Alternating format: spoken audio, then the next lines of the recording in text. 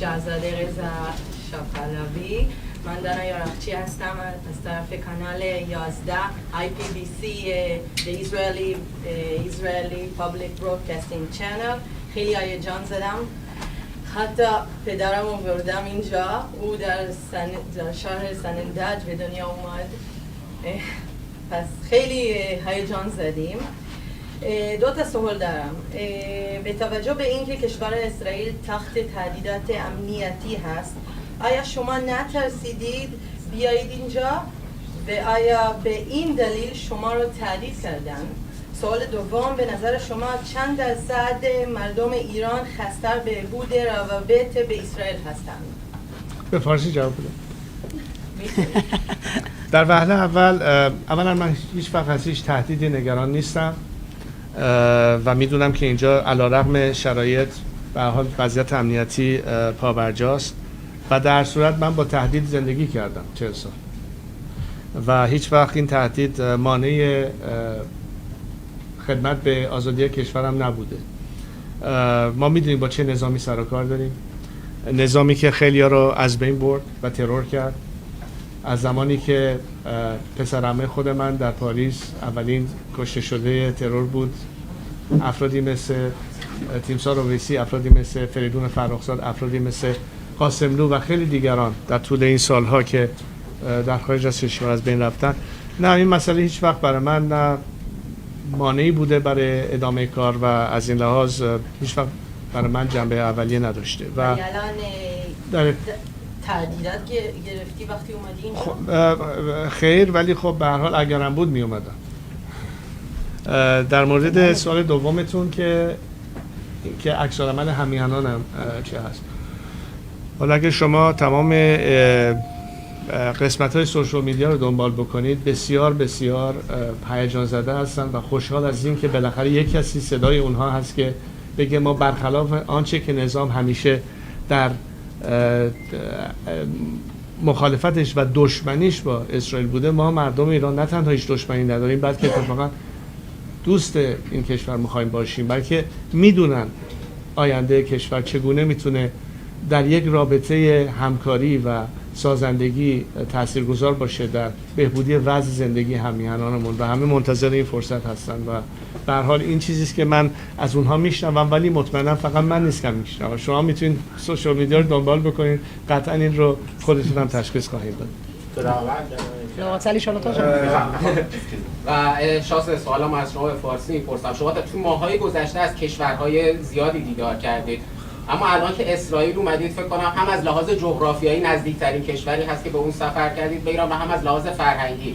احساستون چی بود از این موضوع؟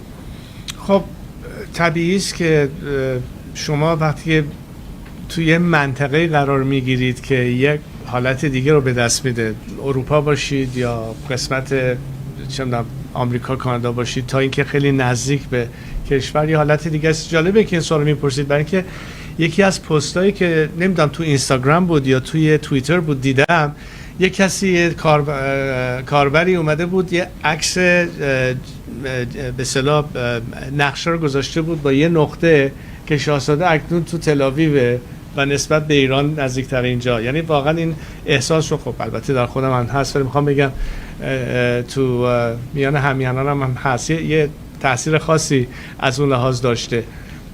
خوشحالم که واقعا این فرصت پیش اومد که بتونم به این کشور سفر بکنم، برای اینکه واقعا مسئله رو شما نگاه بکنید خیلی فراتر از فقط یه چیز کاملا مشهودش هست، ولی واقعا فکر میکنم که مردم اسرائیل کاملا میدانند که موفقیت مردم ایران و خوشبختی مردم ایران و ترقی مردم ایران به نفعشون هست و نه به ضررشون.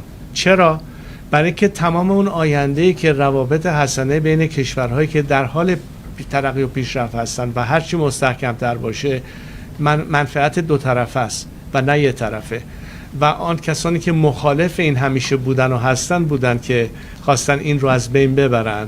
و این نکته است که خیلی مهمه که نه تنها جهانیان این رو درک کنن، بلکه فکر کنم مردم ایران هم اگه این فرصت رو داشتن این رو قطعا میفهمیدن و درک میکردن، و به خصوص امیدوارم که مردم اسرائیل متوجه این نکته هم شده باشن و حتما هستن. עינב קרנר גליצן עם שאלה. השרה גמליאל, מה את יכולה לספר על הפגישות שהיו? תודה רבה. ורק שאלה אחת בפרסי. אבל קצרה. شاهزاده من یکی از کسانی بودم که به شما وکالت دادم و کل گروه ما و اعتماد داریم که شما تنها برگ برنده ملت ایران هستید برای عبور از جمهوری اسلامی و نجات از این حکومت اهریمنی. و خواهش میکنم کلام آخر این که چه انتظاری دارید از دولت اسرائیل و نه فقط اسرائیل و دولت‌های جهان که چطور ما بتونیم با حداقل تلفات از این حکومت عبور کنیم. خیلی دوستتون داریم و بدونید که در قلب یکایک ما جا داریم.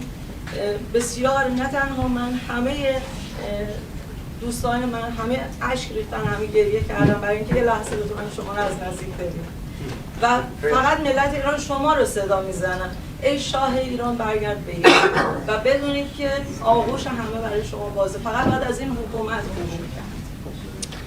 خب اولا مایه افتخار برای من که این همه اعتماد به من هست در میان همیهنانم و دقیقاً به خاطر این اعتماد هستش که وظیفه خودم و رسالت خودم رو در این میبینم که بتونم بیشترین کمک ممکن رو برای گذار از این نظام و رسیدن به یه آینده دموکراتیک در یه روند دموکراتیک بتونیم در کشورمون داشته باشیم.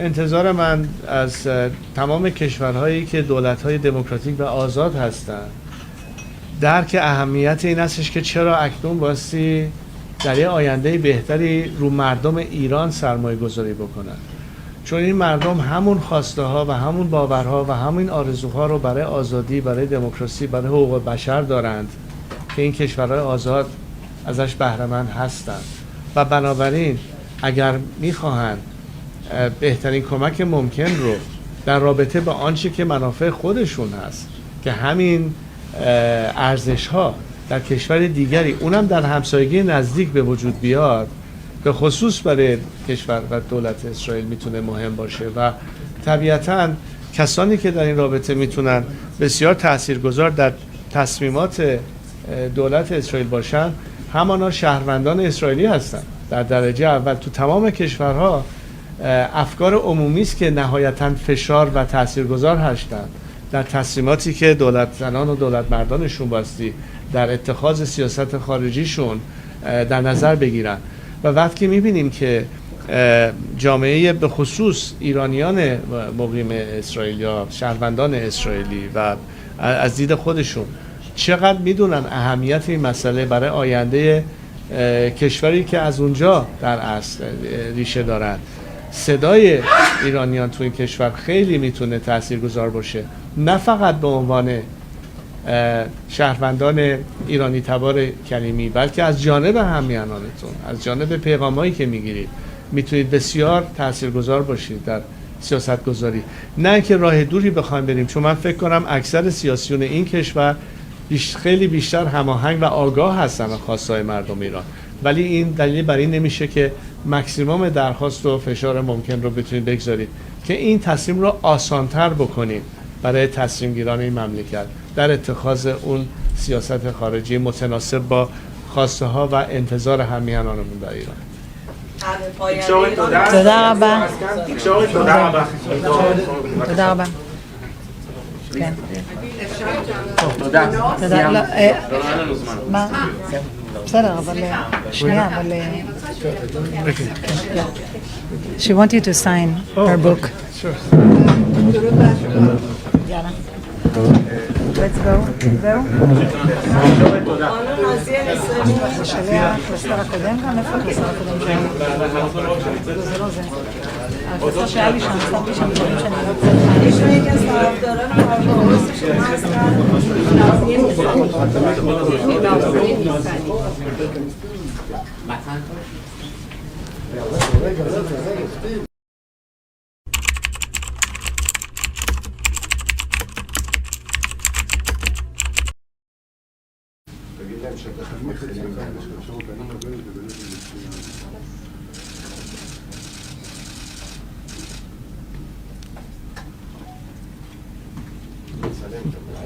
אנחנו מוכנים? כן. בסדר, אפשר להתחיל? שלום, בוקר טוב. אנחנו מקיימים הצהרה משותפת של שרת המודיעין גילה גמליאל ויורש העצר האיראני פהלוי. תחילה השרה תישא את ההצהרה, לאחר מכן יורש העצר. השרה, בבקשה. טוב, אז שלום ובוקר טוב לכולם ולכולן. יש לי את הזכות לארח השבוע את יורש העצר האיראני, את פהלוי, כאן בישראל. אז אני אתחיל בלומר שהזאדה חוש המדיד. ספוס. רבים חיכו לביקור החשוב הזה במשך שנים רבות, והנה השבוע, בימים שבין זיכרון לעצמאות, בין זיכרון השואה לציון התקומה, הרגע הזה הגיע. רבים מאוד במזרח התיכון וברחבי העולם עוקבים אחר הביקור ההיסטורי הזה, שמקדם את חידוש היחסים בין העם האיראני לעם בישראל. לא משנה כמה משטר האייתולות ינסה לדכא ולבודד את עמו, אי אפשר לדכא את הרוח, את הנשמה ואת הערכים של העם האיראני, שהיה בקשרים חמים וישירים עם העם היהודי לאורך ההיסטוריה ועד לעבר הלא מאוד רחוק. כולנו ראינו את דובר משרד החוץ האיראני שסירב להתייחס לביקור. גם הוא יודע כמה הוא לא רלוונטי, לא בעיני העולם ובטח שלא בעיני עמו. הביקור החשוב שזכיתי לארח השבוע הוא התשובה למשטר האייתולות, הוא התשובה לאלה ששואפים להשמיד אותנו. השתתפנו, יורש העצר ואני, בעצרת הממלכתית לציון יום הזיכרון לשואה ולגבורה ביד ושם. יורש העצר פגש את שורדי השואה, שמע את הסיפורים והקשיב לקולות.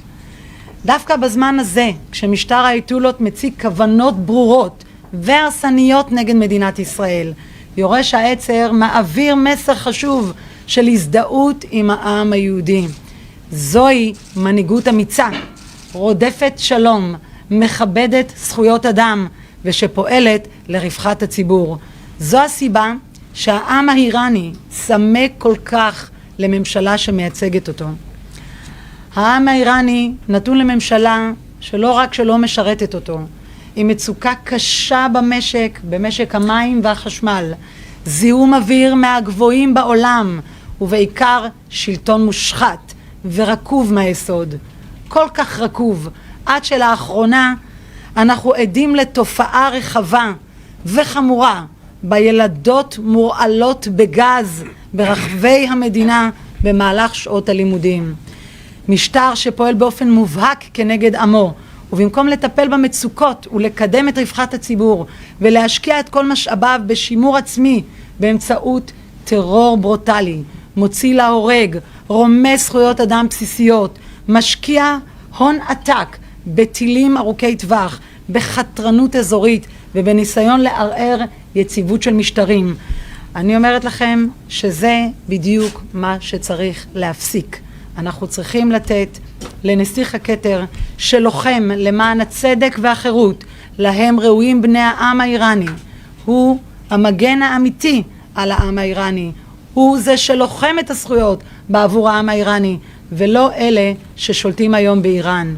אני מקווה, ולמעשה אנחנו מקווים, שיום יבוא ונחזור להיות ידידים ושותפים עם איראן. עד לאותה מהפכה, ישראל ואיראן בהנהגת אביו של יורש העצר היו קרובות מאוד. הביקור הזה בעיניי הוא הצעד הראשון להשבת עטרה ליושנה, להחזרת הקשרים של פעם, בדיוק כמו אלה שהיו לאימהות ולסבתות שלנו.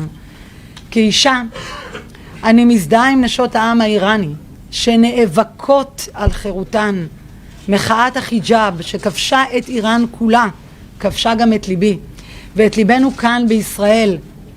הנשים האיראניות אמיצות, הן מעוררות השראה, ולכן אנו תומכים במאבק שלהן. הן זועקות, זנדגי אוזודי, אישה, חיים, חופש. יחד נמשיך ונתמוך במאבק החשוב שלהן. הביקור ההיסטורי של יורש העצר מתקיים בתקופה של התקפות טרור שאזרחי ישראל חווים. מי שעומד מאחורי ארגוני הטרור שמחוללים את הפיגועים היא איראן. משטר האייתולות מאיים על מדינות האזור ועל העולם כולו, ומבקש להפיץ את משנתו הרצחנית והמדכאת ברחבי המזרח התיכון. מדינת ישראל נלחמת בנחישות בטרור הזה ובניסיונות ההתבססות של איראן בסוריה, ומטרתנו העליונה היא למנוע מאיראן להתחמש בנשק גרעיני. אנו נמשיך לעשות הכל כדי להגן על ביטחוננו ועל עמנו. התמיכה והחיזוק שיורש העצר מעניק היום חשובים לחיזוק המאבק בציר הרשע ובמדיניות הרצחנית של משטר האייתולות. האהבה והתמיכה שהוא זוכה להם בעולם, במזרח התיכון וכאן בישראל, אני כל כך הופתעתי לגלות כמה אנשים לא רק שמזדהים, בוכים דמעות בהתרגשות עצומה מהרגש הזה שהתעורר, שיצא מנבחי הלב, מהתשוקה, מהרצון לחזור לאותה תקופה יפה שהייתה עם איראן, ולהזכיר לכולם שזה לא היה מזמן. אני רוצה להודות ליורש העצר מכל הלב על הביקור שלו. אנחנו נמשיך לפתח ולחזק את הקשרים בין העמים שלנו, ואני באמת מאמינה שגם נצליח. Dear Crown Prince, I am happy to host you this week here in Israel, in Jerusalem, in Tel Aviv, and in a variety of important symbolic and historical places for our people here in Israel. The entire nation of Israel appreciates your standing by our side. No matter how much the Ayatollah regime tries to oppress your people and isolate Iran, it is impossible to suppress the spirit, soul, and values of your people, the Iranian people, who have had warm and direct ties with the Jewish people throughout history and into the non-too-distant past.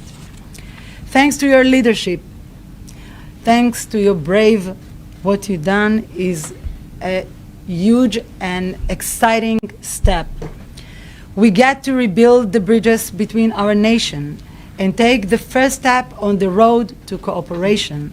Your leadership is a leadership of peace and tolerance, unlike the extremists who rule Iran today. Together, we will work for a better future for the next generation and to give them a hope that all of us need. Thank you very much. Thank you. Thank you so much. Crown Prince Reza Khan, please. Good morning, ladies and gentlemen of the international media. I am more than thrilled to have had this opportunity to travel to Israel for the first time. It's been decades since I've been thinking of when will be the opportunity, and it finally has arisen, and definitely at the most appropriate time. The reason I'm saying this is because, as the minister pointed, unfortunately the actions of a regime that does not represent the Iranian people and is only seeking its own interest has brought the situation to a point that a once proud nation has been faced with the designation as a terrorist nation or a terrorist mongering nation. Iranians, opposite to their current rulers, are at the extreme opposite of it. And they are thrilled by the fact that I have had an opportunity, not just as of myself, but on their behalf, to spread the message of how, contrary to this regime, they have no antagonism to any nation or any faith, but quite the contrary. They see a vision where, and specific to Israel, the biblical relationship that Persians have had since the time of Cyrus the Great. From the time when I was at the Wailing Wall, the remnants of what Cyrus the Great contributed in rebuilding the temples is still there for all to see. Is a testimony of how valuable and how durable this relationship should be. And what we see today is the exception and not the norm. And I know that Iranians and Israelis see how important it will be for our future to be our strategic partners, to work together, to address many issues. So first and foremost, I've come here to convey this message to Israeli citizens. And of course, throughout the years, I've had many opportunities to meet with members of the Iranian Jewish community as well as any other Jewish community around the world. And I must tell you that having been here in the last couple of days, the amount of affection and emotions demonstrated by the Iranian Israeli community, Jewish community, but also regular Israeli citizens has been overwhelmingly warm and welcoming, and it has affected myself and my wife very much. And it goes without saying that we can only get emotional about it. Anyway, but you see in me, it's not just me, it's millions of voiceless Iranians who feel the same emotions, being in captivity, being in repression. And when we look at how successful Israel has been as perhaps the unique democracy in our region, imagine if a different Iran, not ruled by a religious dictatorship, but a secular democratic Iran could mean for our region, for stability, and how it will impact the world positively, as opposed to all the negative impact that Iran under this regime has had since, from the nuclear threat to spread of Islamic radicalism, support for terrorism, and what have you. It goes without saying that we can all imagine how different the future could be when Iranians are finally liberated and can also enjoy the same freedoms and work together with those who have achieved it, and how important this alliance and partnership could be to bring about change. And I'm again here to explore how can we cooperate in helping the Iranian people in their campaign for freedom. The minister indicated the woman life liberty, which is today's anthem of the first modern day or all time, perhaps, women's revolution of its kind, and how critical this is in terms of recognizes that the first enemy to the Iranian women has been this regime who made them second-class citizens from the get-go.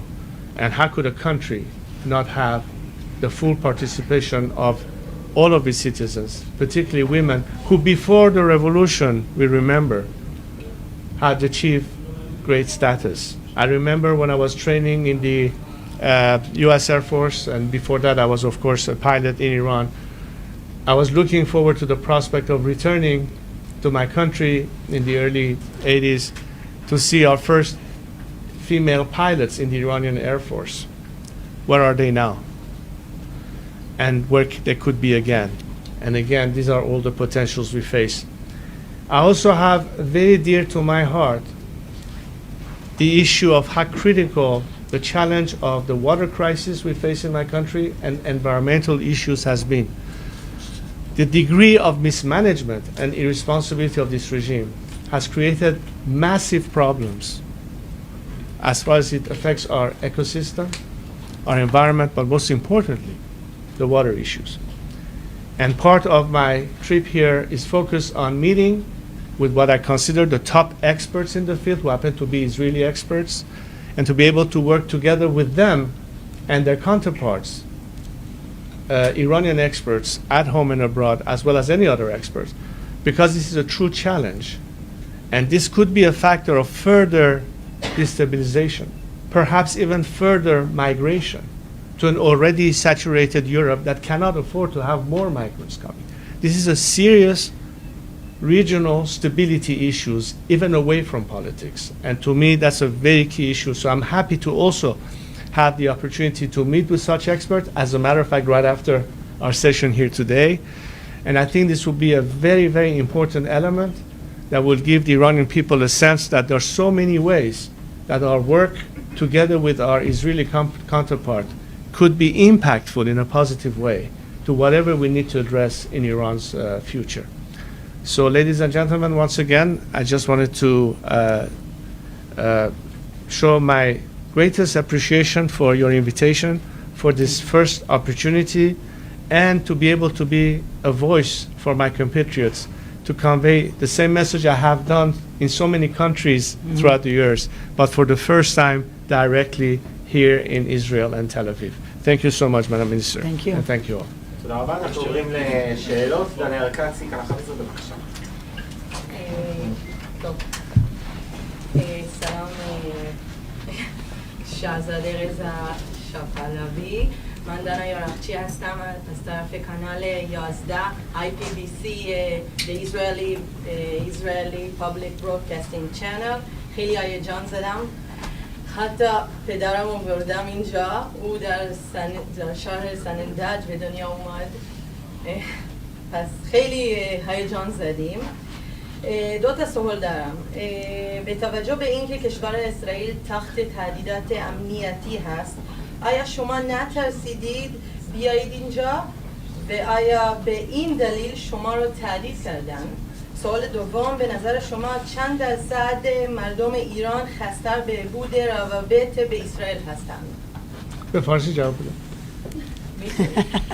در وهله اولا من هیچ وقت از هیچ تهدیدی نگران نیستم و میدونم که اینجا علیرغم شرایط به هر حال وضعیت امنیتی پابرجاست و در صورت من با تهدید زندگی کردم 40 سال و هیچ وقت این تهدید مانع خدمت به آزادی کشورم نبوده. ما میدونیم با چه نظامی سر و کار داریم، نظامی که خیلی‌ها رو از بین برد و ترور کرد. از زمانی که پسر عمه خود من در پاریس اولین کشته شده ترور بود، افرادی مثل تیمسار اویسی، افرادی مثل فریدون فرخزاد، افرادی مثل قاسملو و خیلی دیگران در طول این سالها که در خارج از کشور از بین رفتن. نه، این مسئله هیچ وقت برای من نه مانعی بوده برای ادامه کار و از این لحاظ هیچ وقت برای من جنبه اولیه نداشته. و الان تهدیدات گرفتی وقتی اومدی اینجا؟ خیر، ولی خب به هر حال اگرم بود می اومدم. در مورد سوال دومتون که عکس العمل همیهنانم چه هست، حالا اگه شما تمام قسمت‌های سوشال میدیا رو دنبال بکنید، بسیار بسیار هیجان زده هستن و خوشحال از این که بالاخره یک کسی صدای اونها هست که بگه ما برخلاف آنچه که نظام همیشه در مخالفتش و دشمنیش با اسرائیل بوده، ما مردم ایران نه تنها هیچ دشمنی نداریم بلکه اتفاقا دوست این کشور می‌خوایم باشیم، بلکه میدونن آینده کشور چگونه میتونه در یک رابطه همکاری و سازندگی تاثیرگذار باشه در بهبودی وضع زندگی همیهنانمون و همه منتظر این فرصت هستن و به هر حال این چیزی است که من از اونها میشنوم، ولی مطمئنا فقط من نیستم میشنوم. شما میتونید سوشال میدیا رو دنبال بکنید، قطعا این رو خودتون هم تشخیص خواهید داد. השרה גילה גמליאל, איך נוצר החיבור הזה בינך לבין יורש העצר, ואיך את חושבת שהביקור הזה בישראל יכול להועיל לאופוזיציה האיראנית? טוב, ראשית, כשנכנסתי לתפקידי, אז ראיתי לנכון בדיוק בין הדברים הבוערים שעומדים על סדר היום הביטחוני של מדינת ישראל, זו איראן, וכפי שאמרתי קודם, איזו סיבה, זאת אומרת, בעבר מערכות היחסים בין איראן לישראל היו ממש מצוינים, ולראות את האוכלוסייה האיראנית בישראל שכל כך אוהבת את איראן עם הרבה זיכרונות כל כך יפים וטובים, שממש בער בי לייצר את הפלטפורמה הנכונה לחידוש מערכת יחסים בין העמים. והדברים שממש זעקו זה מחאות החיג'אב. חושבת לומר שברגע שראיתי את מה שקורה שם עם הרצח של מסה אמיני, ובהמשך של לראות את הזוועות שיורים לנשים בעברי מין, יורים לאנשים בעיניים כדי לייצר אותם בחוסר יכולת התנהלות עם עוד קין כביכול עליהם במקום להרוג אותם כדי שלא לקבל ביקורת בינלאומית. הדברים האלה לא יכולים להיות בכלל כאזרחים, כאנשים, כבני אדם, כנשים, כאישה. אלה דברים שחייבים לעצור אותם בכל השיח. ואיך אנחנו מתחילים לייצר פה את הדינמיות הזאת של חברה אזרחית שבאה ובעצם זועקת את זעקתה ביצירת מערכות קשרים, ומזה זה התחיל. ואני פשוט זכיתי בזה שניתנה לי הזכות להכיר אותו טרם הגעתו לארץ, ושהוא באמת נענה לביקור, ואנחנו כאן היום. תודה רבה, יונתן, ניס הארץ. I don't speak any Persian, so I wanted to ask you if you see any possibility to put an Could you tell me which media you represent? Haaretz, okay. הארץ, paper. do you see any possibility to put an end to the current regime? And how can Israel cooperate with the struggle for freedom, as you describe it? We have seen so many different movements in different countries putting an end to the existing regimes in their respective countries, from Lech Wałęsa's Poland to Mandela's South Africa. And in that sense, the scenario of change in Iran is certainly one that would be quite similar in some ways, but maybe different in others than many successful campaigns that were based on civil disobedience as a method of change. In other words, without external intervention or anything like that. But the key element in this is none of these movements have ever been successful without having some aspect of international support. What I've been calling for internationally was parallel to a campaign of maximum pressure, which has been mostly economic sanctions. I've been calling parallel to that for a campaign of maximum support. And maximum support means to maximize the chance for the Iranian people to be equipped with the right tools to overcome the challenge they have facing a regime that, as you know, has been extremely brutal and repressive. The most important aspect of why I think we will be successful in this campaign is, number one, the regime complete loss of legitimacy, and even more fragmentation, which makes it more vulnerable. We see, on the other hand, that more and more the people who once believed or insisted on trying to reform this regime no longer believe that, and are now more in convergence with those of us who, from the very beginning, have been arguing for a secular democratic alternative to a clerical regime.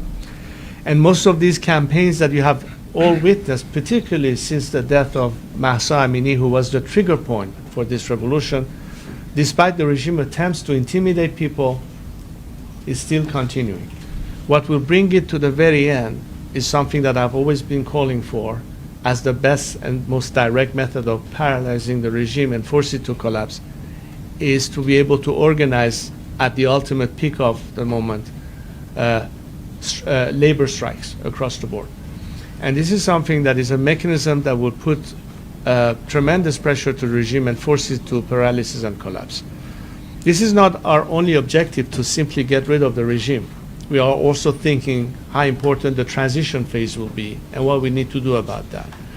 Given the fact that I know there are enough people and talent and resources, both at home and abroad, to fill the vacuum, I am therefore extremely confident that we'll be able to succeed in our campaign to liberate ourselves, but also to address the transition in the most peaceful and stable manner possible under the circumstances. Hi.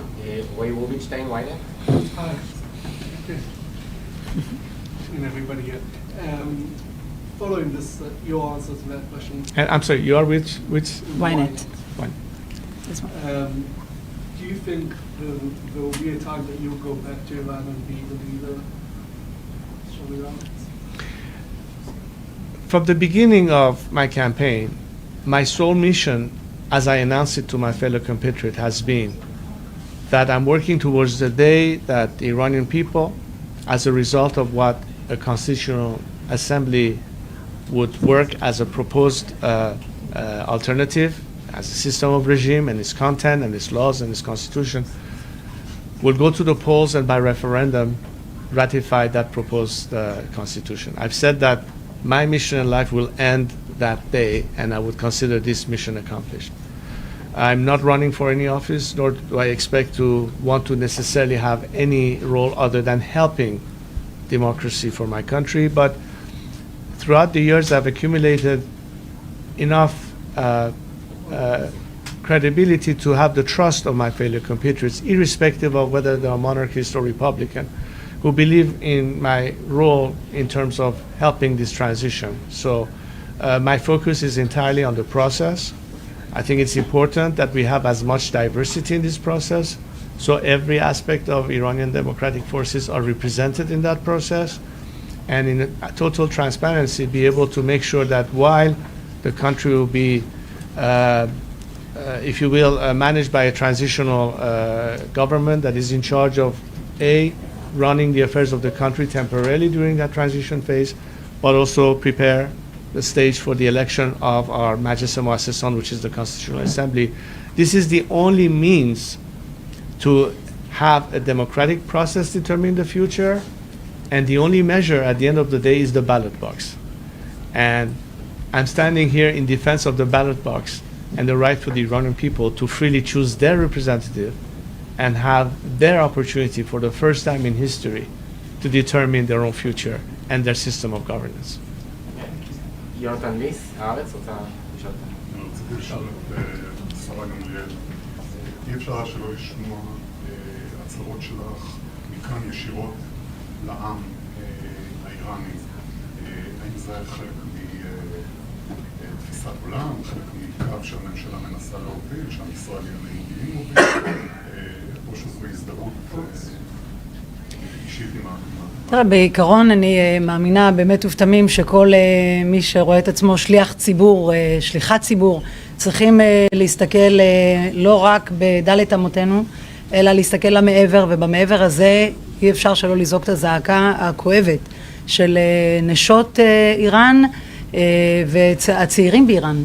לא מדובר פה רק באבטלה, לא מדובר פה רק במשבר כלכלי, מדובר פה בדיכוי, מדובר פה בעינוי, מדובר פה באונס של נשים, מדובר פה ברצח שלהן, מדובר פה בפגיעה באיברים שלהן, מדובר פה בזעקה שצריכה להיאמר בקולי קולות ולמנוע את הטרגדיה הזאת מהאוכלוסייה. אנחנו רק סיימנו כרגע את מה שקרה לנו כעם, ואנחנו צריכים למנוע מצבים כאלה במקומות אחרים של זעקות של פגיעה קשה ואנושה בזכויות אדם וזכויות נשים, ומכאן הכל מתחיל כדי לנסות ולראות הכיצד אנחנו יכולים להיות האנשים שבאמת יעלו את הנושא הזה לתודעה הציבורית, בטח פה בישראל. כשבאתי לכאן אני רק התחלתי ללמוד את הנושא ופשוט נזעקתי מאותה זעקה מדוברת, ואני באמת ובתמים מאמינה, כמו שאני בימים האחרונים מסתובבת עם יורש העצר ברחבי הארץ, אני רואה את ההתרגשות, אני רואה פשוט אני לא יודעת אפילו איך להסביר את התחושה הזאת של התשוקה הזאת, זה משהו שבא ממש מעמקי ונבחי הלב של האנשים לרצות וכן לייצר את הקשר הזה. אני נפגשתי כאן מקודם גם עם מומחים אקדמיים לאיראן, ואתה רואה אותם אותו דבר, זאת אומרת הם כולם רוצים את המגע הזה, שמה שדיבר כאן גם קודם יורש העצר על בעיות שקיימות היום באיראן שיכולות להיפטר ממש עם העזרה שלנו, כל הבצורת המאוד קשה, התשתית המאוד רעועה ופגועה של מערך הסחרים שם וכל התשתית והפגיעה שלהם במי התהום ודברים בסיסיים, הזיהום אוויר, כל הפן האקולוגי שפוגע בכלל בראייה יותר מקיפה. יש כל כך הרבה ממשקים לשיתופי פעולה, ומכיוון שיושבים שם כמה מנהיגים פנאטים שבאים לבוא ולפגוע בנשים וכדרך זה לנסות ולהטיל את אימתם על העולם בלייצר פצצת אטום ולייצר טרור עולמי ואזורי, אז ודאי וודאי שזה חלק מהאינטרס המאוד ברור שלי כשרת המודיעין. תזית אטלס, מקור ראשון. באיזה מידה הפגישה הזאת פה בארץ, עד כמה הממשל האמריקאי בוושינגטון היה מודע לערב הפגישה, ועד כמה הנושאים שעל סדר היום הם בתיאום איתם? אני לא יצרתי מגע עם אף אחד מהממשל האמריקאי בנושא, ואני גם לא חושבת שזה חלק מהעניין. אני לא הבנתי את השאלה, אבל בסדר. כי בימים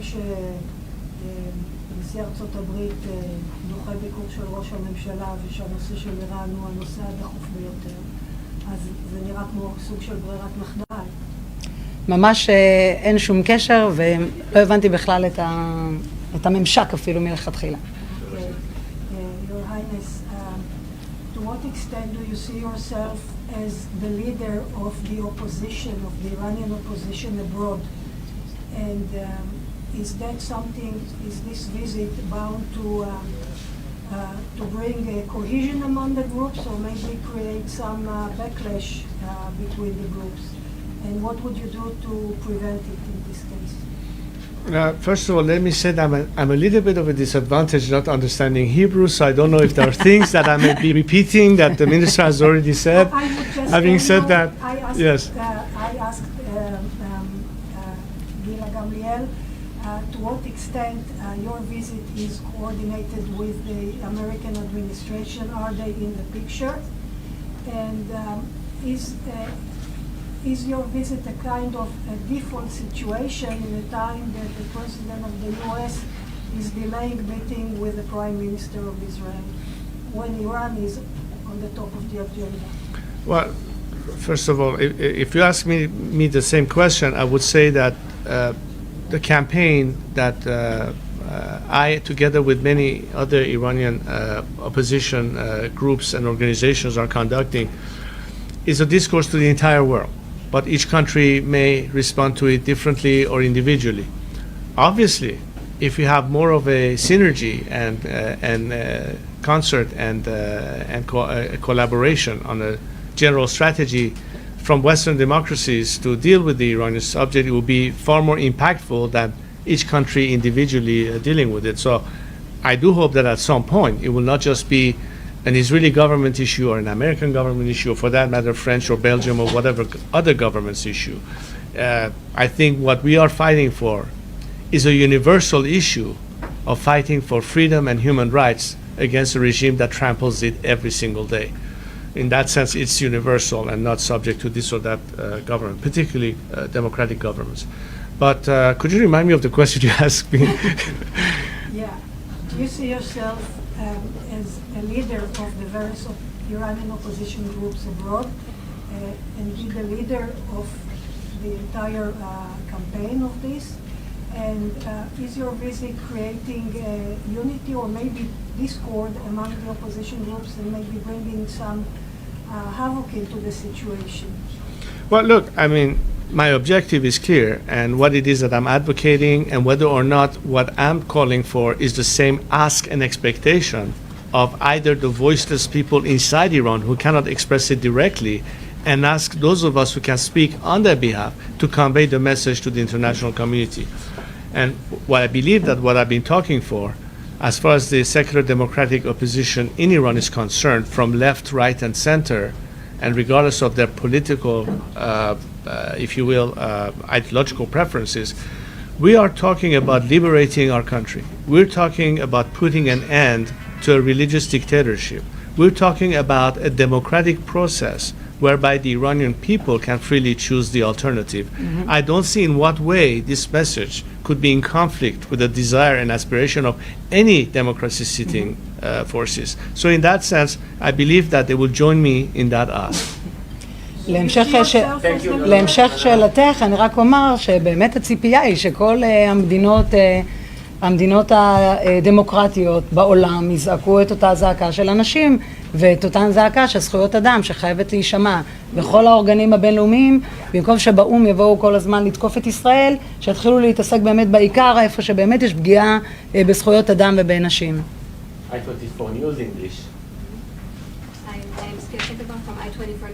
רוצה להתחיל איתך, שרה גילה גמליאל.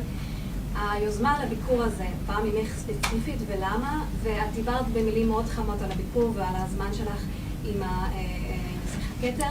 האם יש תוכנית לשיתוף פעולה הזאת, לידידות הזאת? יש משהו ספציפי לעתיד של הידידות הזאת? ראשית, כן, בהחלט. אנחנו כבר בונים את התשתית של הסיוע. כלומר, מכאן אנחנו כבר הולכים להיפגש במתקן ההתפלה של המים, והוא ייפגש עם מיטב המומחים בנושא הפתרונות למשבר הבצורת המאוד קשה ולמורכבות המאוד קשה של מצוקת המים באזור. אנחנו נאפשר את כל הידע הטכנולוגי שקיים במדינת ישראל על מנת להראות את היכולת ואת הפוטנציאל בהמשך למימוש במיידי. כלומר, החזון של יורש העצר זה להראות בדיוק איך אפשר להראות כאן איראן אחרת, שיכולה לתת את המענה לאוכלוסייה שלה בצורה הטובה ביותר, וישראל היא לא הבעיה של איראן, היא בדיוק הפתרון. Yes. What reactions do you receive from Iran, from the regime, from the opposition to your historic visit here to Israel? What do you hear from Iran? Well, I was expecting far more of a condemnation by the regime, but I think they sort of are caught in no man's land of what exactly to think about this. On the other hand, as far as the Iranian people are concerned, they are ecstatic, they are enthusiastic, they are happy that finally they are represented in a different light, something they've been dying to tell the world. We are not terrorists, the regime is. We are friends of any nation that respects our sovereignty and our right to freedom and democracy. And especially when we think in this Middle East that Israel is the country that is an example for democracy, where there is freedom, when there is liberty. Why wouldn't want this country to find out about their desires? And there's been a lot of messaging. Again, don't rely on my words, just search social media, see what people say to each other, Israelis to Iranians and vice versa, on Twitter, on Instagram, on any platform. If you do your due diligence, you don't need to ask me the question. The answer is right out there in front of your eyes. For sure. שרה גמליאל, להמשך לשאלה של הקולגה שלי, האם הביקור הזה הוא יוזמתך פרטית שלך כשרה? ואם כן, בעיקרון, לאחר שנפגשנו, זה היה רק טבעי שזה יקרה. כמו שאמרתי קודם, כולם כל כך הרבה חיכו לביקור הזה, ואני שמחה שהוא הגיע לארץ, ויש הרבה אנשים כאן שפשוט בהתרגשות של עצם הגעתו לכאן, וגם ההתרגשות שהוא כאן מרגיש את כל החום והאהבה שהוא מקבל, זה היה צריך כבר לעשות בזמן. Your Excellency, Maël Ben-Oliel from I-24 News. I understood you speak French? Yes, I do. Okay, cool. But I don't know if that would be fair, because maybe it's a revenge of not... They will translate, no worries. Pensez-vous que le peuple iranien est prêt à une normalisation avec Israël? Absolument, pas de question. Ça fait 40 ans qu'en dehors d'une relation qui existait avant la Révolution avec Israël, entre nos deux pays, il se trouve soudainement enchaîné et emprisonné par un régime de terreur qui, dès le début, a été antagonistique envers notre région, nos voisins, même les pays arabes sunnites du Golfe, dès le début, mais surtout contre Israël. Ne serait-ce que si vous vous fiez aux témoignages des Iraniens qui ont dû quitter leur pays par raison d'être menacés, parce qu'ils étaient tout simplement juifs ou bahaïs, ou de pensée politique contraire à ce régime. Beaucoup sont ici aujourd'hui en Israël et peuvent vous témoigner qu'ils n'ont pas perdu leur contact avec l'intérieur. Et comme je vous dis, aujourd'hui, les réseaux sociaux peuvent vous faire preuve des sentiments réels d'une nation qui sont le plus blessés par le fait que, à cause de ce régime, notre, comment dirais-je, nous sommes désignés comme un pays terroriste. Les gens ne sont pas terroristes, le régime est terroriste. Et donc, cette opportunité, c'est une façon pour se sentir représenté dans la façon réelle des choses. Les Iraniens cherchent la paix, cherchent le bon voisinage. Ils n'ont aucune raison d'être contre un pays ou leurs valeurs ou leur foi. Au contraire, nous voulons, comme le reste du monde libre, exister avec eux, avec les mêmes espoirs d'un meilleur futur et d'opportunités dans tous les sens et de liberté, de garantie de ces libertés. Donc, ils trouvent cette relation en dehors d'un aspect biblique qui remonte à plusieurs siècles, mais surtout dans une vision d'avenir. L'importance d'une relation chaleureuse et de fraternité entre deux peuples, mais surtout tout ce qui sera dans le futur le bénéfice de ce type de relation dans tous les niveaux, science, technologie, industrie, investissement, etc. Et c'est d'ailleurs là où on voit tous les pays libres et démocratiques et leurs relations entre l'une et l'autre, le dynamisme et les opportunités que cela crée, contraire à tous les blocs des pays qui sont fermés, qui sont bloqués, où il n'y a pas cette liberté et cette démocratie. Donc c'est, si vous voulez, cette vision que les Iraniens cherchent, et maintenant dans le concret, ils trouvent finalement que peut-être l'heure est arrivée pour leur chance à cet avenir. Welcome to Israel. I'm Einat Kerner from Galatz Radio. I have two questions. The easy question. Why is it that most reporters always have two questions? Okay. So, what surprised you in Israel, and what did you like most? As I said, I was not expecting such a high degree of friendship and welcoming. I did suspect it from the Iranian Jewish community, but at the level of Israeli citizens, it was amazing. I mean, the other day, when it was after a lunch session we had at the walls, and just a regular family, and the way they approached me, or some casual tourists at the Museum of the Holocaust, or generally even in the location where I'm staying, just people just showing up, you know, shaking my hand, saying how happy they are that I'm here. What can I say? That's really the true sense. I was not expecting this level of not only friendship, but I guess solidarity for the cause. That's also one aspect of what I felt, because they know how critical this could be in changing everything between what's now and what could be. And in a way, it's like they are embarking on a journey along with me and my compatriots, and that's a very strong sentiment. And of course, this is so far my third day here.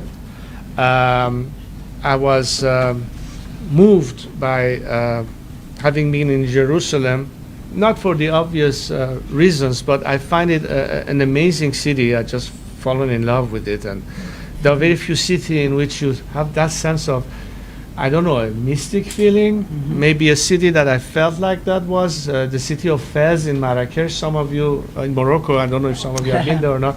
I don't know, there's something in there, and outside of the fact that historically, of course, Jerusalem is known for many things, but I don't know, you get a certain sense, a certain vibe, and that was very impactful on me. So I bet you I'll be back here, perhaps with my family and my daughters, to be able to just do a family visit just for that. So yeah. One more question. We don't have time. Okay, yes, so I'm I have one question for each of you. First, I'm going to ask you, Mr. Gamdel, the question in Hebrew. אז אני מאמין שראית את כל התגובות של האיראנים ברשתות החברתיות, את כל ההתרגשות שלהם. את אמרת כמה פעמים שזה רק הצעד הראשון. מה יהיו הצעדים הבאים? נכון. ראשית, כפי שראית, הצעד הבא שהוא יבוא עם משפחתו, כלומר, בעזרת השם, המשפחה המורחבת של איראן, של כל הקהילה האיראנית מאיראן שיוכלו לבוא למדינת ישראל, ושאנחנו נוכל לבקר שם. זה היעד, זה החזון, להחזיר את הקשר המאוד חם בין העמים, בין העם היהודי לעם האיראני, עם המורשת הנפלאה וארוכת השנים, לאורך כל הדורות. אין סיבה שרדיקלים, קיצונים, יבואו ויהרסו את זה בהינף יד ויפגעו ביכולת של האהבה, שאני ראיתי אותה כאן בארץ, מכל מי שהגיעו אליו, פשוט הבנתי כמה זה כל כך חזק ועוצמתי קיים בעמקי הנשמה והלב, שחייבים לדאוג להוביל את זה. אז גם נדאג לתשתית כדי שבאמת יהיה אפשר להוביל את האיכות חיים גם באיראן בסוגיות מאוד כואבות של, כמו שאמרתי, גם בנושאים של המים, פתרון בעיית המים, מים זה חיים, לחקלאות, לכל הנושא של המוטיבים של הזיהום אוויר המאוד קשה ופוגעני. יש שם בעיות קשות לאוכלוסייה הצעירה, לנשים, שבעזרת השם מארץ הקודש תגיע הבשורה הטובה למערכת יחסים בין ישראל לאיראן. לא רוצה לשאול אותו שם. و شاهزاده سوالم از شما به فارسی میپرسم. شما تو ماهای گذشته از کشورهای زیادی دیدار کردید، اما الان که اسرائیل اومدید فکر کنم هم از لحاظ جغرافیایی نزدیکترین کشوری هست که به اون سفر کردید به ایران و هم از لحاظ فرهنگی. احساستون چی بود از این موضوع؟ خب طبیعی است که شما وقتی توی منطقه قرار میگیرید که یک حالت دیگه رو به دست میده، اروپا باشید یا قسمت چه می‌دونم آمریکا، کانادا باشید، تا اینکه خیلی نزدیک به کشور یه حالت دیگه است. جالبه که این سوالو میپرسید، برای اینکه یکی از پستایی که نمیدونم تو اینستاگرام بود یا توی توییتر بود دیدم، یک کسی کاربری اومده بود یه عکس به اصطلاح نقشه رو گذاشته بود با یه نقطه که شاهزاده اکنون تو تل‌آویو و نسبت به ایران نزدیکتر اینجا. یعنی واقعا این احساس رو خب البته در خودم هم هست، ولی میخوام بگم تو میان همیهنانم هم هست، یه تاثیر خاصی از اون لحاظ داشته. خوشحالم که واقعا این فرصت پیش اومد که بتونم به این کشور سفر بکنم، برای اینکه واقعا مسئله رو شما نگاه بکنید خیلی فراتر از فقط یه چیز کاملا مشهودش هست. ولی واقعا فکر میکنم که مردم اسرائیل کاملا میدانند که موفقیت مردم ایران و خوشبختی مردم ایران و ترقی مردم ایران به نفعشون هست و نه به ضررشون. چرا؟ برای اینکه تمام اون آینده‌ای که روابط حسنه بین کشورهایی که در حال ترقی و پیشرفت هستن و هرچی مستحکم‌تر باشه منفعت دو طرفه است و نه یه طرفه. و آن کسانی که مخالف این همیشه بودن و هستن بودن که خواستن این رو از بین ببرن. و این نکته است که خیلی مهمه که نه تنها جهانیان این رو درک کنن، بلکه فکر کنم مردم ایران هم اگه این فرصت رو داشتن این رو قطعا میفهمیدن و درک میکردن. و به خصوص امیدوارم که مردم اسرائیل متوجه این نکته هم شده باشن و حتما هستن. עינב קרנר, גלי צה"ל עם שאלה. השרה גמליאל, מה את יכולה לספר על הפגישות שהיו לך עם ראש הממשלה ועם הנשיא, כל אחד בנפרד, עם יושב ראש העצר רזה פהלוי? תראי, בעיקרון כשאני מסתכלת על כל מערך הפגישות שנפגשנו ביחד עם ראש העצר, אז כמו שאת רואה הוא מביא רוח חדשה, הוא מביא גישה, הוא מביא חזון, הוא מביא וייב שמראה יכולת מנהיגות אחרת שמובילה סובלנות, היא מובילה את הרצון לדמוקרטיה, רצון לאפשר זכויות אדם באיראן, רצון להחזיר את מערכת היחסים התקנית בין איראן לישראל, ועל בסיס זה, כפי שאת מבינה, עשינו הרבה מאוד מפגשים, גם עם הנשיא וגם עם ראש הממשלה, וגם בכל המערך של הביקורים שלנו במהלך כל הימים האחרונים, אם זה בזה שהוא השתתף בטקס המרכזי לניצולי השואה, אם זה בבוקר שהוא הגיע איתנו לכותל, ברחבת הכותל הייתם צריכים לראות מה היה שם עם האנשים, מרוב ההזדהות לעצם העובדה שמגיע לכאן מנהיג הבכיר ביותר מאיראן שהגיע לכאן אי פעם בביקורו הראשון, שבא להוביל את אותה סולידריות עם העם היהודי ביום שבו באיראן מכחישים את השואה, כאן הוא בא לעמוד ולהוקיר את הקורבנות. ביום שבו איראן רוצה להשמיד את מדינת ישראל, הוא מגיע לכאן ונותן את אותה תקווה למערכת יחסים חיובית. במקום שבו יש טרור ורצון להקים את אותו אטום גרעיני כנגד העולם בכלל, הוא בא לכאן ומדבר כנגד הטרור והולך לנחם את משפחת די. אני חושבת שזה המסר. המסר כאן צריך להיות מאוד מאוד ברור. תחשבו רגע, בואו נצא רגע מהקופסה ומהסטנדרט שהורגלנו לו בשנים האחרונות, שהאיראן היא האיום הקיומי, ותחשבו מה קורה רגע עם משהו מאוד סמנטי שמתהפך השלטון, ויש שם פתאום עולם אחר לחלוטין. עולם שבו הוא עולם אידיאלי של מערכת יחסים תקנית, וזה לא היה מזמן. תחשבו. ועל כן, ברגע שאנחנו נתחיל להבין את המשמעויות הללו, תמיד זה טוב להוביל חומר מחשבה מובילה מציאות, והתנהלות של מערכת יחסים בין אנשים יכולה להוביל בסופו של דבר לשינויים הללו. אני מאמינה בו ואני מאמינה בנו, בכולנו שנצליח בעזרת השם. ג'ולי, CBN. Julie from CBN. באיזה תוצאות באופן פרקטי את רוצה לראות מהביקור, איך את חושבת שהממשלה פה יכול לתמוך באופן פרקטי את העם האיראני? ראשית, כפי שאמרתי, אנחנו מכינים תוכניות. מכאן אנחנו נוסעים כדי להראות את כל אותם מפעלים של התפלות מים שישראל עם מקורות אנחנו מובילים בעולם ויכולים לאפשר את הידע ואת התשתית הטכנולוגית שיכולה לסייע בכל הנושאים של המומחים הכי גדולים בתחום שהוא מאוד קשה. כשרואים מה קורה היום, איך פוגעים בכל מי התהום באיראן, במצב כמעט שעוד רגע יהיה בלתי הפיך, בחוסר היכולת שלהם לתשתית של מערך המים באיראן, שמאוד מאוד מדאיגה, במיוחד סביב סוגיית משבר האקלים, שמובילה להקצנה באקלים שיוצרת פגיעה הרבה יותר קשה. הפגיעה במים פוגעת בחקלאות, הפגיעה בחקלאות פוגעת ביכולת של אנשים להתפרנס, לאכול, יש שם מצוקה אמיתית, קיומית וקיומית.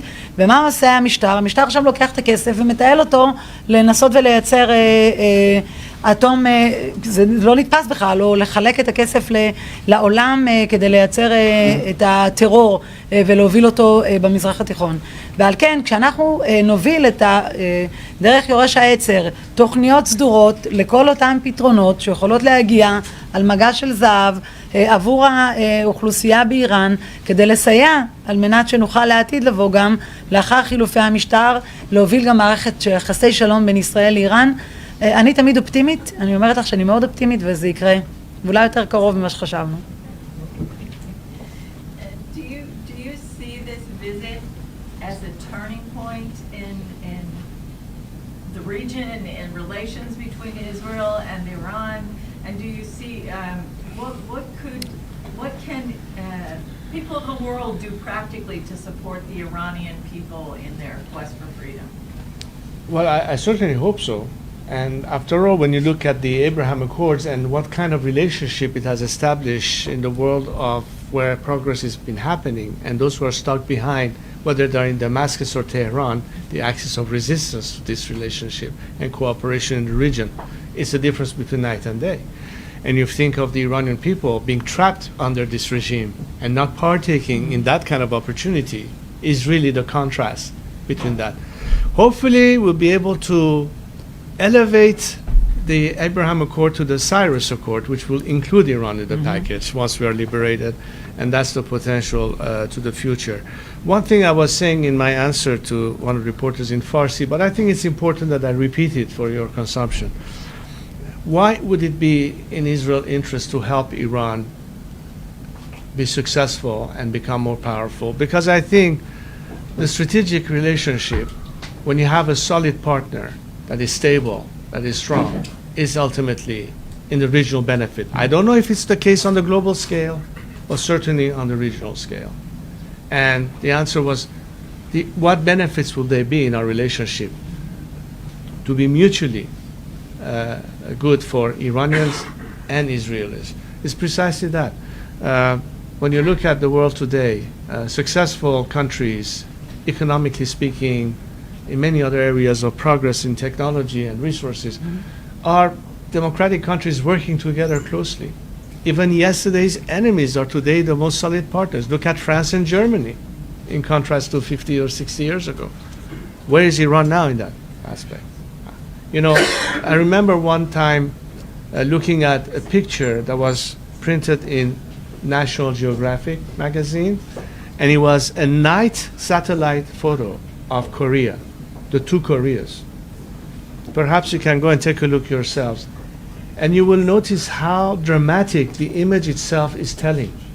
South Korea was eliminated by light, and all of a sudden, beyond that parallel, it's total darkness, not a single light. And when I look at where Iran was, had it not been for this revolution, we should have been, if not the next Japan, at the very least, South Korea. Instead, we have become North Korea. So what keeps you from all those potentials? Would you think that a country like Israel will benefit from Iran being a North Korea rather than a South Korea? Or for that matter, our other neighbors? Because we will all benefit from it. And that's tantamount to more cooperation, more mutual investment, more cooperation, even in terms of military and intelligence cooperation. All of this lends to better life for our respective citizens, so we can allocate resources to things that are far more important, whether it's healthcare, whether it's education, whether it's in the environment, rather than war machines and militaristic approaches and what have you. Sure. Because of distrust and lack of transparency, or for that matter, accountability. No government that cares for a citizen will seek anything first that is most important, that is peace and cordial relationship. You ask about the page is turning. It is. And the message is heard loud and clear in Tehran and Tel Aviv simultaneously. The two T's. אוקיי, זהו. ישראל, ואנחנו ממש בשאלות אחרונות, ואנחנו לקראת סיום. היי, שרה גמלי. היי. האם זה סימן, הביקור הזה, שישראל הולכת להיות מעורבת יותר פוליטית עם האופוזיציה מחוץ לאיראן, או זה יותר ביקור חברתי? ראשית, כמו שאמרתי, נוצרה כאן חברות אישית אמיתית, יחד עם, צריך לציין את אשתו של יורש העצר, את יסמין, שהיא באמת אישה דעתנית מדהימה, עם הרבה מאוד אינפורמציה ומידעים, שזועקת את זעקת הנשים באיראן מעמקי נשמתם ממש, ואני רוצה לומר לך שזה לא יכול להסתכם בביקור הזה. יהיה חייב לזה המשכיות, כי זה כבר, כמו שאמרתי קודם, שזה כבר הופך להיות המהלך הטבעי הבא, לאיך אפשר לסייע ולעזור על מנת לקדם את הדברים בצורה נכונה, בתוכניות, בידע טכנולוגי, בשיח בינלאומי. אין ספק שכל ארגוני הזכויות אדם בעולם צריכים להתחיל ולהתכנס לתוך הסיפור הזה, ואנחנו כאן תומכים באופן מוחלט במאבק שהיום זועק את הזעקה שלו של אנשים. אני לא נכנסת כרגע לרזולוציות, אני חושבת שזה לא כרגע רלוונטי, אבל בהחלט תהיה לזה המשכיות. And I understand that you're against any sort of nuclear agreement with Iran. What do you think the implications would be of a military strike on Iranian nuclear facilities for the democratic movement?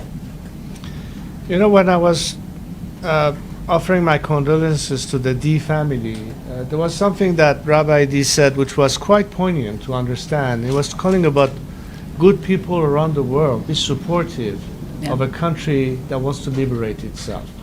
I am certain that no one wants conflict and military intervention, because the solution is already in place. I have often argued that the threat is not the gun, but the finger on the trigger. I have never believed that any type of negotiation with this regime that cannot be trusted could be a guarantee, or if you will, the safety mechanism on the gun. It has been, in my view, a waste of time. Investing in the alternative that the Iranian people represent is the quickest way to eliminate all threats. It's not going to be a JCPOA 2.0, in my view. It's going to be letting the Iranian people liberate themselves from this regime. Because the minute our country is free, all the hostilities will cease. Any support, whether it's the nuclear threat, whether it's terrorism, whether it's radicalism, whether it's supporting their own, if you will, proxies in the region, all of that will instantaneously dissipate. And that should be, in my view, the focus that the world should have today, as opposed to we are stuck with this regime, what do we do now? And is it ultimately going to be a confrontational approach? There is still time to avoid that kind of a scenario. I believe that we can bring about change long before any other consideration, provided, of course, that everybody puts their full support to helping the Iranian people. They are the agent of change, and that needs to be the solution. No. Avidavidi, times of Israel. I will ask you in English. Feel free to speak also in further too. The opposition outside of Iran has been extremely vocal the last 6 months, and they have come to the West with the request of suspending the nuclear talks with the regime. And to a certain extent, they succeeded to do that. We heard the Western leaders supporting that argument. Here we are seeing a link between the human rights in Iran and the nuclear talks. How do you see that? Do you think it's a campaign that can be continued, considering the threat that is going on? Well, again, when you are sensitive to the issue of human rights, that means that you're finally listening to the people of Iran for the first time as being an important element in considering any policy that you have vis-a-vis the region. What the Iranian people say is you are searching for solutions by talking to those who are initially part of the problem itself, rather than focus on those of us who are the voice of the alternative.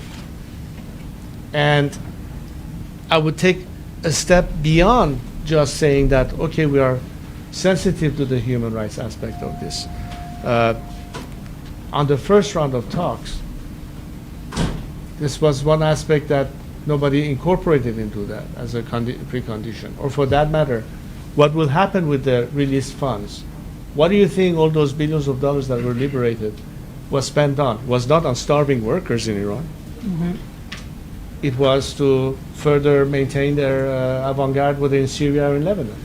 Anyway, my point is this, that there is right now an opportunity for the whole world, for a country that have shown their disdain for the current regime.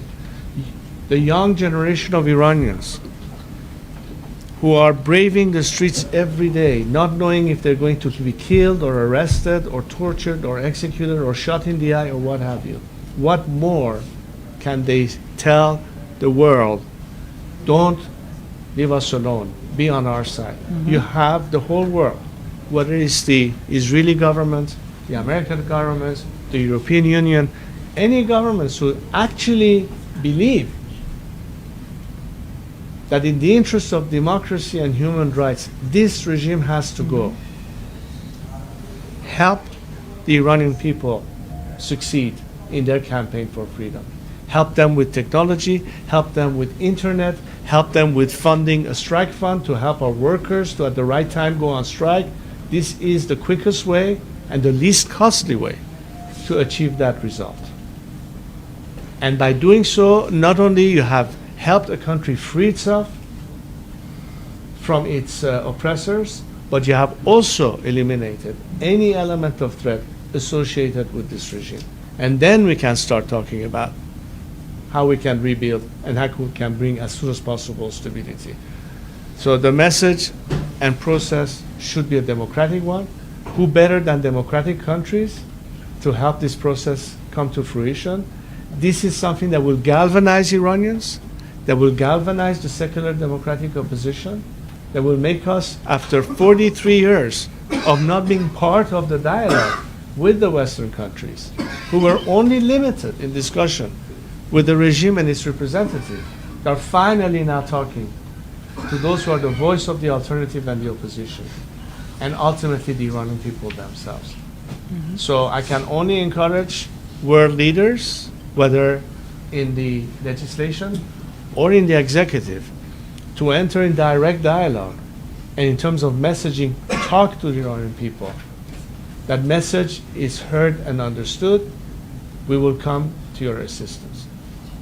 Not just because of their interest, because it is in their own interest as well.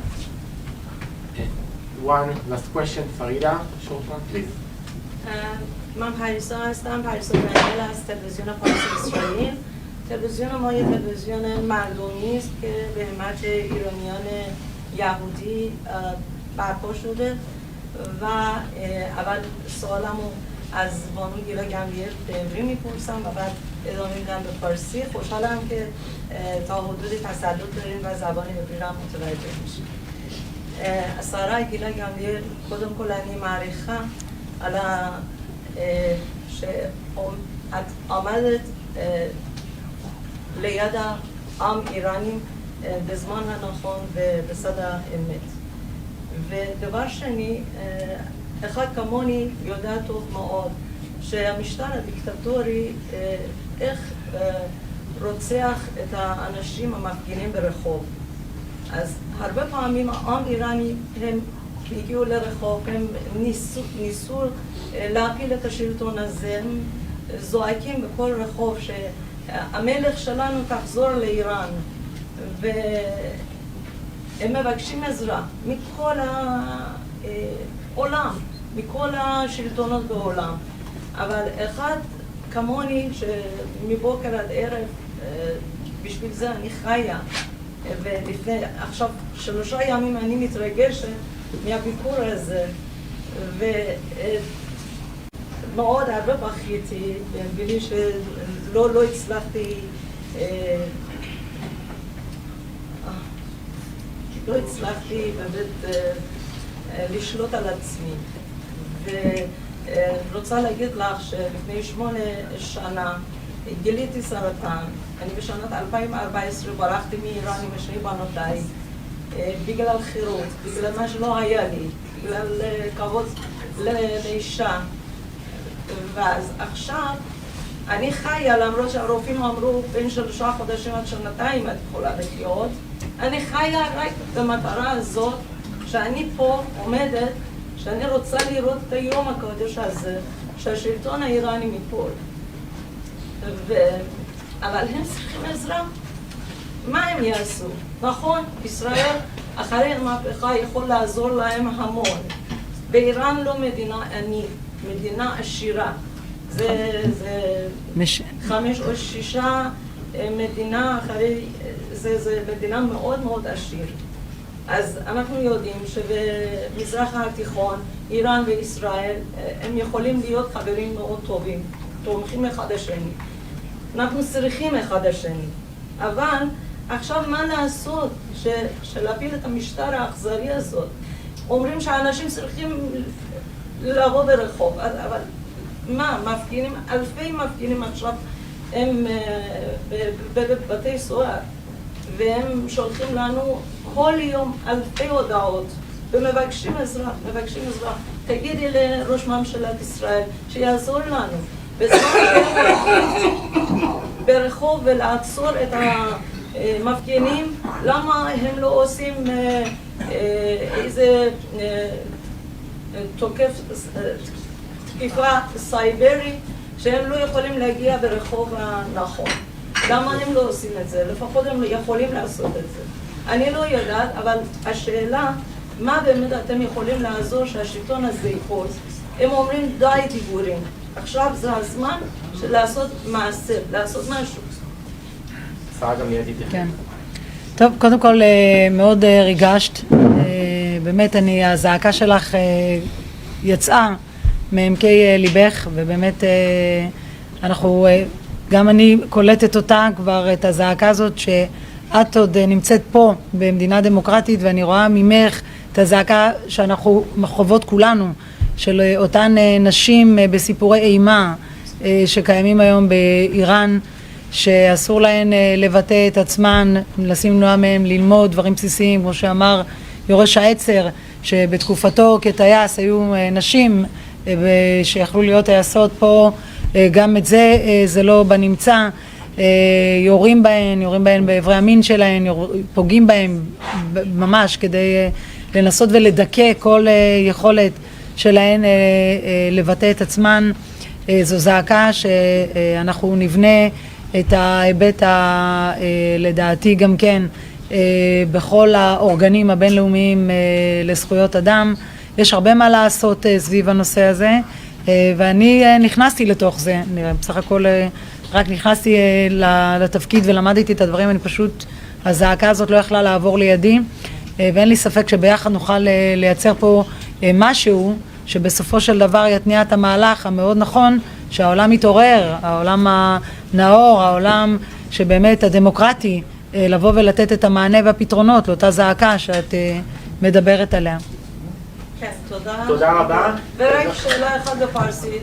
אבל קצרה. شاهزاده منی کسانی بودم که به شما وکالت دادم و کل گروه ما و اعتماد داریم که شما تنها برگ برنده ملت ایران هستید برای عبور از جمهوری اسلامی و نجات از این حکومت اهریمنی. و خواهش می‌کنم کلام آخر این که چه انتظاری دارید از دولت اسرائیل و نه فقط اسرائیل و دولت‌های جهان که چطور ما بتونیم با حداقل تلفات از این حکومت عبور کنیم. خیلی دوستتون داریم و بدونید که در قلب یکایک ما جا داریم. بسیار، نه تنها من، همه دوستان من همه اشک ریختن، همه گریه کردن برای اینکه یه لحظه بتونن شما رو از نزدیک ببینن و فقط ملت ایران شما رو صدا میزنن ای شاه ایران برگرد به ایران و بدونید که آغوش همه برای شما بازه، فقط باید از این حکومت عبور کرد. خب اولا مایه افتخار برای من که این همه اعتماد به من هست در میان همیهنانم و دقیقاً به خاطر این اعتماد هستش که وظیفه خودم و رسالت خودم رو در این میبینم که بتونم بیشترین کمک ممکن رو برای گذار از این نظام و رسیدن به یه آینده دموکراتیک در یه روند دموکراتیک بتونیم در کشورمون داشته باشیم.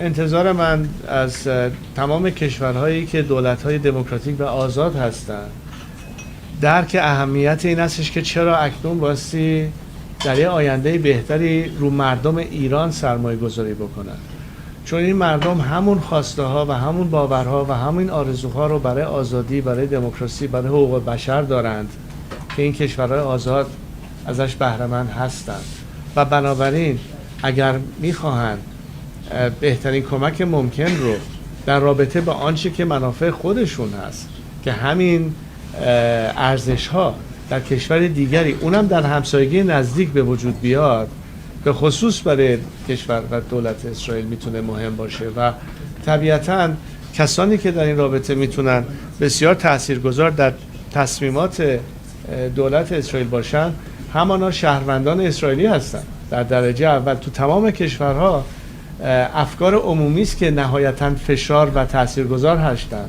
در تصمیماتی که دولت زنان و دولت مردانشون باستی در اتخاذ سیاست خارجیشون در نظر بگیرن و وقتی میبینیم که جامعه به خصوص ایرانیان مقیم اسرائیل یا شهروندان اسرائیلی و از دید خودشون چقدر میدونن اهمیت این مسئله برای آینده کشوری که از اونجا در اصل ریشه دارن، صدای ایرانیان تو این کشور خیلی میتونه تاثیرگذار باشه، نه فقط به عنوان شهروندان ایرانی تبار کلیمی بلکه از جانب همیهنانتون، از جانب پیغامایی که میگیرید میتونید بسیار تاثیرگذار باشید در سیاست گذاری.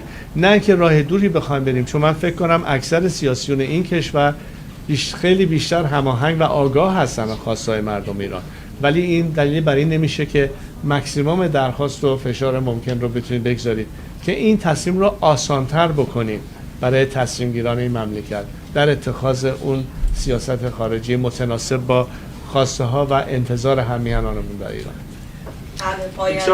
תודה רבה. תודה רבה. כן. תודה. מה? בסדר, אבל שנייה, אבל...